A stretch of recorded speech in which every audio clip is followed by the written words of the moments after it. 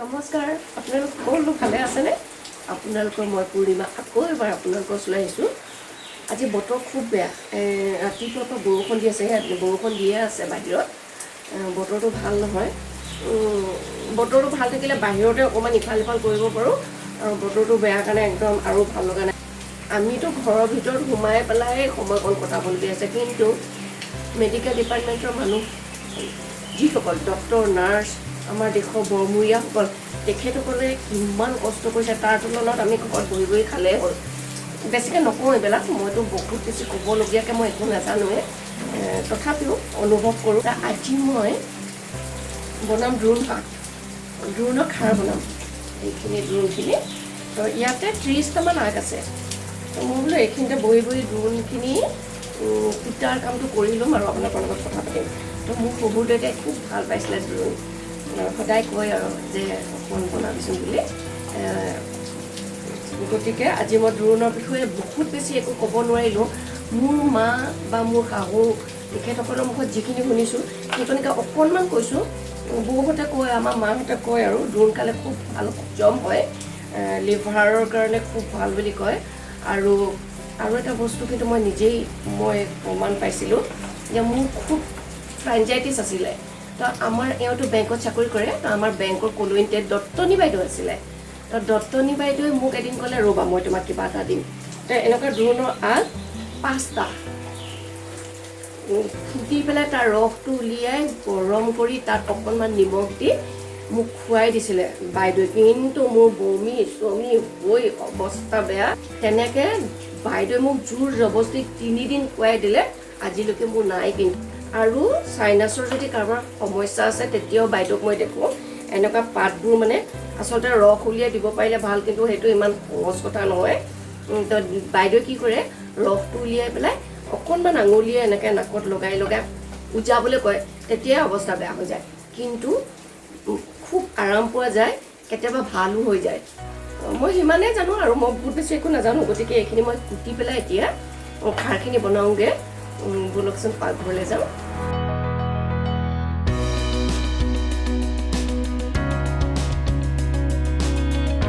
Breakfast বনাবলৈ লোৱাৰ সময়তে এয়া 1 কাপ বুট দাইল মই ইয়াত তিয়াই থৈছিলোঁ। ইয়াতে মই এইখিনি বুট দাইলখিনি ধুই পেলাই ধুনীয়াকৈ ধুই দি দিছোঁ। ইয়াতে মই দ্ৰোণকেইডাল কুটি দিম।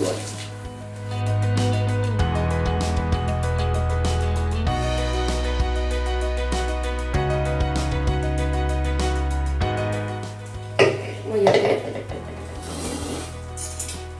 1 কাপ মানৰ জোখাৰে পানী দিম। হাতৰ আন্দাজত দিছোঁ। আচলতে খাৰটো থুপথুপীয়া হ'ব লাগেতো, এই অলপ পানী দিছোঁ মাত্ৰ মই। এইটো এতিয়া মই গেছটো জ্বলাই পেলাই উঠাই দিছোঁ। নিমখ দি দিম। আধা চামুচ নিমখ দিছোঁ। খাৰৰ দিলে নিমখ কমেই লাগে। চামুচৰ আধা চামুচ দিছোঁ। আৰু ইয়াতে মই খাৰ দিম, ৰ'ব খাৰকণ আনি লওঁ। ইয়াতে মই এয়া খাৰ 1 চামুচ দিছোঁ। চাহৰ চামুচে 1.5 চামুচতকৈ অলপ কম। আৰু এইখিনি খাৰ পানী মই উলিয়াই এনেকৈ থৈ দিওঁ, আৰম্ভ কৰিবলৈ সুবিধা হ'বৰ কাৰণে। হৈ গ'ল ইয়াত কাম। এতিয়া বন্ধ কৰি দিলোঁ। বন্ধ কৰি জুইটো মই মিডিয়ামত থৈ পেলাই 2টা চিটি মাৰিবলৈ দিম। হৈ গ'ল এইখিনি। বুট দাইলখিনি 2টা চিটি যে সিজিব এনেকুৱা কথা নাই, কাৰণ কেতিয়াবা বুট দাইল পুৰণা থাকে, নতুন থাকে। এতিয়া মই ইয়াতে তেল দিম। বুট দাইলখিনি অলপ ভাঙিও ল'ব পাৰে দেই, ভাঙি দিলে ভাল লাগে অকণমান। তেল দিলোঁ মই 2 চামুচ। ইয়াতে মই 5 ফোৰণ দিম।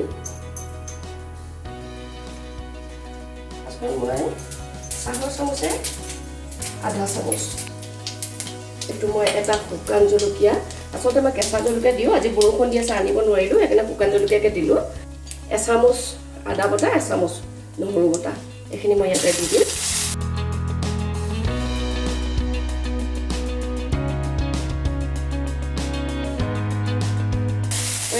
এতিয়া মই ইয়াতে এইখিনি দি দিম। এতিয়া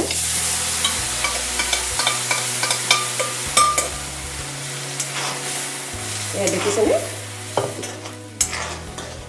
আপোনালোকে নিমখটো চাই ল'ব। মই ইয়াত আধা চামুচ, চাহৰ চামুচে আধা চামুচ নিমখ দিছোঁ। উতল আহিলেই ইয়াতে মই ধনিয়া পাত দি দিম। এয়া মোৰ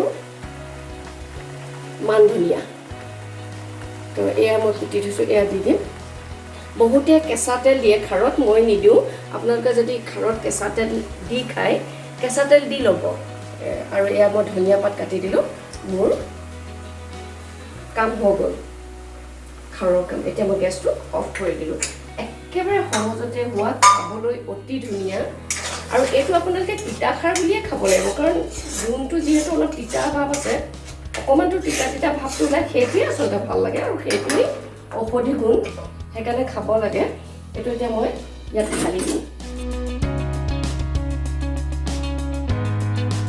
এইখিনি ঠাণ্ডা হ'লে আৰু অলপ গোটা হৈ যাব খাবলৈ বৰ ধুনীয়া হ'ব গতিকে চাওক এয়া মই বুঢ়া জাতিলাও মাছৰ আঞ্জা বনালোঁ ইয়াতে মই এনেকুৱা মাছ দি পেলাই মই বুঢ়া জাতিলাও আৰু অকণমান ৰঙালাও দিছোঁ দি পেলাই মই সেইখিনি আঠখৰীয়া নিচিনা আপোনালোকে যদি এইটো জানিবলৈ বিচাৰে কমেণ্ট বক্সত লিখিব মই বনাই দেখুৱাম খাবলৈ খুব ধুনীয়া হয় আৰু এয়া খাৰ বনালোঁ আপোনালোকে বনাই খাই চাব আৰু কেনেকুৱা পালে মোক জনাব আজি ইমানতে সামৰোঁ ভিডিঅ'টো চাই যদি ভাল লাগিলে লাইক কৰিব ছাবস্ক্ৰাইব কৰিব শ্বেয়াৰ কৰিব আজি গোটেই দিনটো আপোনালোক সকলো ভালেৰে থাকক আনন্দত থাকক সুস্থ হৈ থাকক আজিলৈ আহক যাওঁ এতিয়া ভাত খাওঁগৈ খাৰটো কিন্তু মোৰ ভিউৱাৰৰ ৰিকুৱেষ্টত মই আজি বনালোঁ গতিকে আপোনালোক বাকী সকলেও চাব বনাই কৰি খাই চাব আৰু মোক কমেণ্টত জনাব